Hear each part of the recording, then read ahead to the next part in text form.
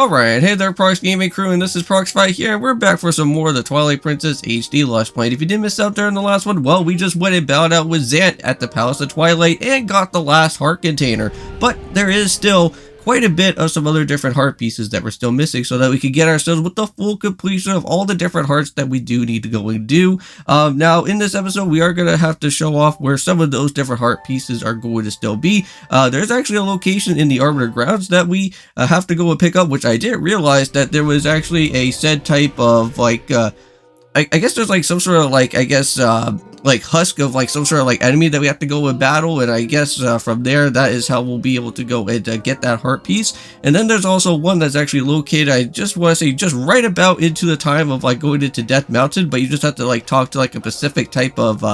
Goron just around within that area, and I think that's how you'll be able to find the other heart piece that we're gonna have to go and do. But either way, within these two videos for our time, not only are we just be doing out here with Twilight Princess, but we are also of course having to go and do some more of what Paper Mario and the Thousand Year Door on the Switch is going to be all about. So yeah, so speaking about with that husk of that type of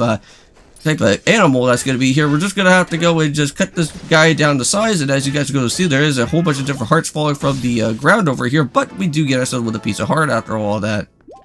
Now, over here at where this,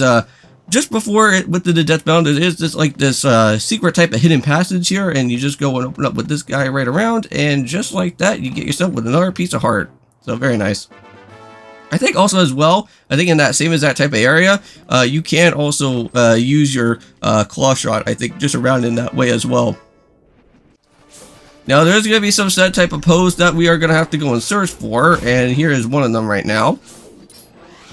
Now one place that we are going to have to do quite a bit of some exploration around with is a place that is going to be known as the Cave of Ordeals, and I don't think we have ever really went and did any type of searching around within this set place yet, but if you do have enough hearts, such as like myself, you should be somewhat prepared, and not only that, but at least have a lot of medicinal items, because there is going to be a plentiful amount of enemies in this place, and they are going to be causing up a lot of ruckus around in this area. Now, for maybe like the first half of this type of way of the Cave of Ordeals, it shouldn't really be as hard, but from the other half that's going to happen, there's going to be a lot of dark nuts here, and they are going to get really problematic. I believe there's actually one type of area that is going to be super problematic, is when there's like 3 of those type of dark nuts, and you're going to have to kind of deal around with having to figure out how you're going to be able to knock them all about. But unfortunately, I think here within this episode is that I don't think I really did all that quite well throughout the ending part, but I did manage out to pick up with most of the different stamps that I do need.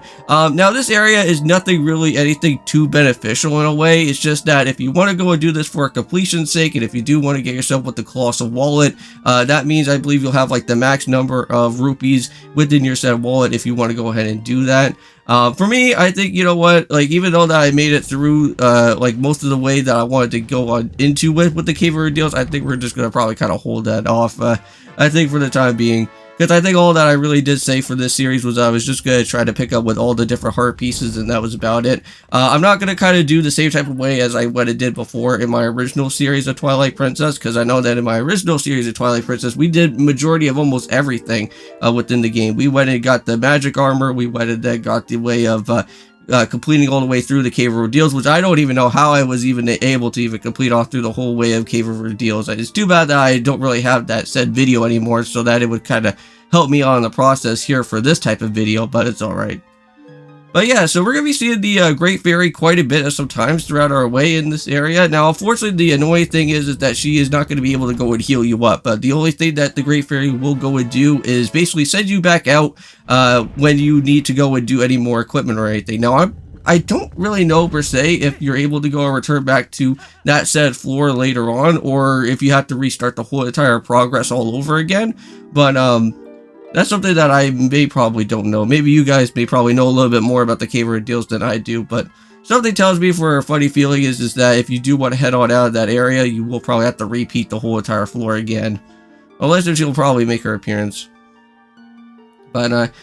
here's another area for where we can go and find the Great Fairy again, and this time around we should be able to go and search for the next treasure chest. Now, majority of these type of treasures that we're going to be finding are going to be a lot of stamps. I don't really think there is a piece of heart within this way, but there's a heart container stamp though.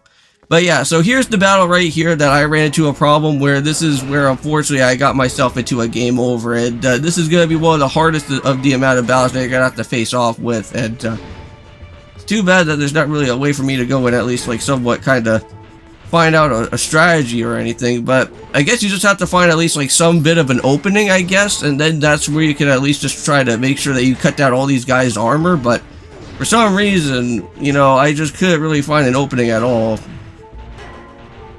Like, you could do like the helm type of like the helm shield one, or you could use like the shield attack and do anything with it, but unfortunately didn't really help me out at all either. So right now we're just gonna end it off here for today. See you guys in the next one. Peace.